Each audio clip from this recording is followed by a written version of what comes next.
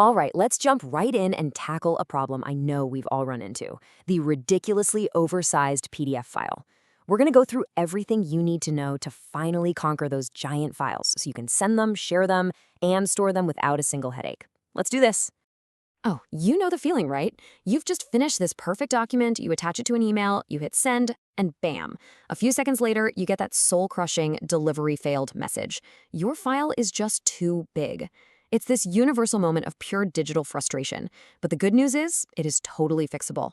So here's our game plan for today. We'll kick things off by figuring out why in the world PDFs get so massive in the first place.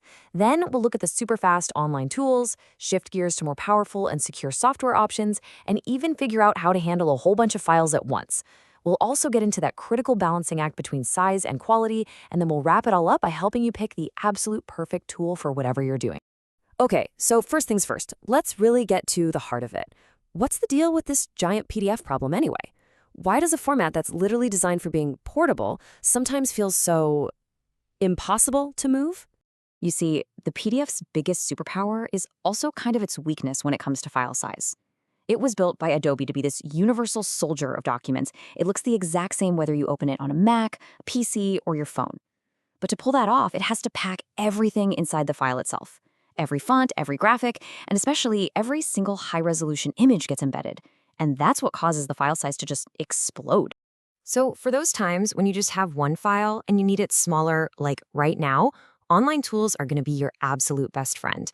You can get to them from anywhere, and they are ridiculously easy to use. And honestly, the whole process is pretty much a three-step dance, no matter which site you use.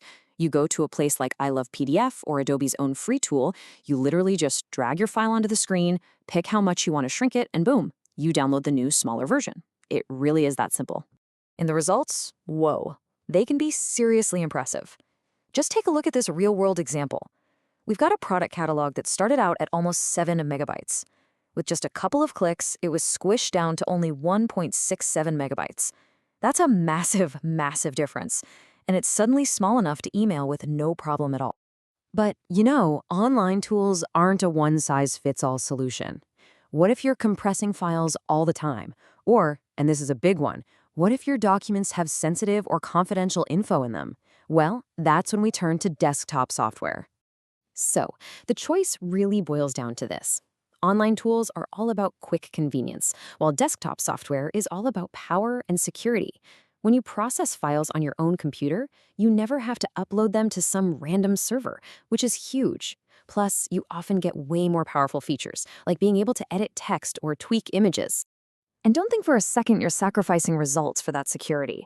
Using that same nearly 7 megabyte file, a free desktop program called AllPDF shrank it by over 83%.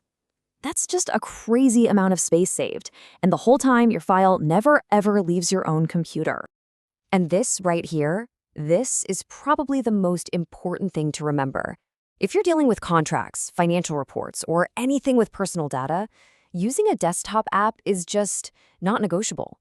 It's not worth the risk of uploading something sensitive to a free website. All right, now it's time for the boss level challenge. It's one thing to shrink a single PDF.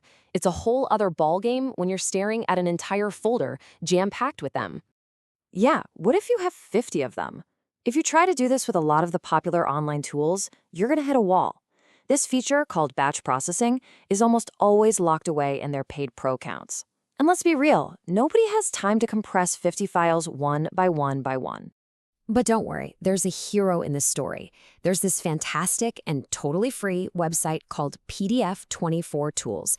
It actually lets you upload and compress a whole batch of files at the same time, no catch. If you've ever had to deal with a whole folder of giant PDFs, this tool is an absolute game changer. Okay, there's one more really, really important thing we have to talk about. Compression isn't some kind of magic trick. It works by actually removing data from your file. And usually, that means lowering the quality of the images inside. So there's always this trade-off you need to be aware of.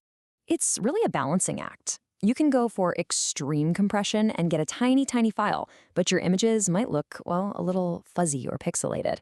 On the other hand, low compression keeps your pictures looking super sharp, but you don't save nearly as much space. For most things, that sweet spot is right there in the middle. So here's the golden rule. Always think about your audience. Who is going to see this document?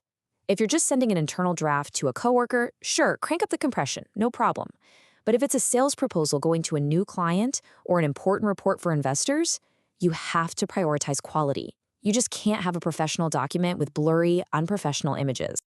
Okay, we have covered a ton of ground. We've talked online tools, desktop software, batch processing, and that all-important quality trade-off. So now let's pull it all together and make choosing the right tools super simple. Think of this table as your personal cheat sheet.